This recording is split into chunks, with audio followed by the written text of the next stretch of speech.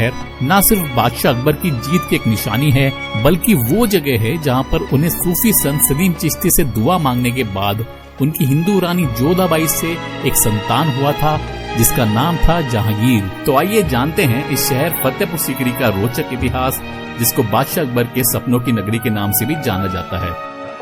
आपके दर से बताओ क्या नहीं पाता, सवाली मांगने वाला कभी खाली नहीं जाता।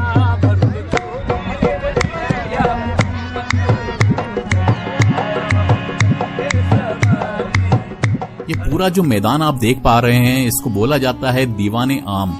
ये पूरा हिस्सा किसी जमाने में एक मिट्टी का मैदान हुआ करता था। बाद में इसको सुंदर बनाने के लिए यहाँ पर घास लगाई गई थी। तो यहाँ पर बादशाह अकबर आम आदमियों से मिलकर उनकी बात सुनने के लिए आया करते थे। यहाँ पर लोगों के बैठने के लिए कारपेट लगाई जाती थी और गर्मियों के समय में यहाँ पर तंबू यानी कि टेंट लगाए जाते थे। जो भी बड़े लोग होते थे वो ऊपर बैठा करते थे और यहाँ सामने में एक जाली हुआ करती थी जिसके दूसरी तरफ बादशाह अकबर बैठकर आम आदमियों को सुना करते थे। तो यहीं पर दीवाने आम में बैठकर वो न्याय किया करते थे और जो लोग भी गलत होते थे उनको यहाँ हाथी द्वारा कुचलवा के मरवा दिया जाता था। वहाँ सामने में जो पत्थर आप देख रहे हैं, वहाँ पर अकबर ने अपने पसंदीदा हाथी को बांधने का इंतजाम किया हुआ था। तो बादशाह अकबर यहाँ पर 1571 से लेकर 1585 के बीच में रहे थे, यानी कि 14 साल के लिए ये पूरी जगह जो है फतेहपुर सीकरी मुगल साम्राज्य की राजधानी हुआ करती थी। उसके बाद वो यहाँ से चले गए थे क्योंकि यहाँ पर पानी की बहुत दिक्कत थी। फिर उसके बाद उन्होंने अलग अलग शहरों में अपनी जिंदगी जी और आगरा, इलाहाबाद, मालवा, कश्मीर, लाहौर और अफगानिस्तान के जरिए अकबर ने अपने साम्राज्य को फैलाया। साल 1573 यानी कि 1573 में उन्होंने गुजरात जीतने के बाद इस शहर का नाम रखा था फतेहपुर सीकरी यानी कि सिटी ऑफ विक्ट्री।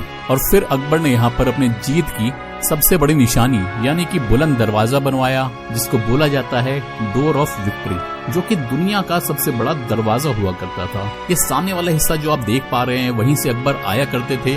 और आप जब फतेहपुर सीकरी आएंगे तो आपको रास्ते में एक गेट दिखाई देगा जिसको बोला जाता है आगरा गेट। तो यहाँ ऐसे 9 गेट हैं जिनसे बादशाह अकबर ने 9 शहरों को जोड़ा था। तो अकबर ने इसको 12 किलोमीटर में बनवाया और 12 साल में ये बनकर पूरा तैयार हुआ था।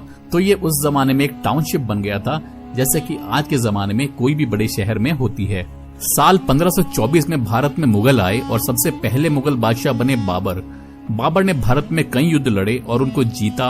उनकी मृत्यु होने के बाद उन्होंने अपने 4 बच्चों को अलग अलग हिस्से सौंपे और उनके बेटे हुमायूं के हिस्से में आया था हिंदुस्तान। लेकिन हुमायूं उतना सफल नहीं हो पाए और उन्होंने कई युद्ध हारे। और फिर साल 1556 यानी कि 1556 में हुमायूं की मृत्यु होने के बाद उनके बेटे अकबर को मात्र 14 साल की उम्र में बादशाह बनाया गया। बादशाह अकबर पढ़े लिखे नहीं थे, इसलिए वो अपने 9 वजीरों से समय समय पर राय लिया करते थे। तो अकबर आगरा में रहा करते थे और ये उस समय सीकरी गांव हुआ करता था। और यहाँ एक सूफी संत रहा करते थे जिनका नाम था हजरत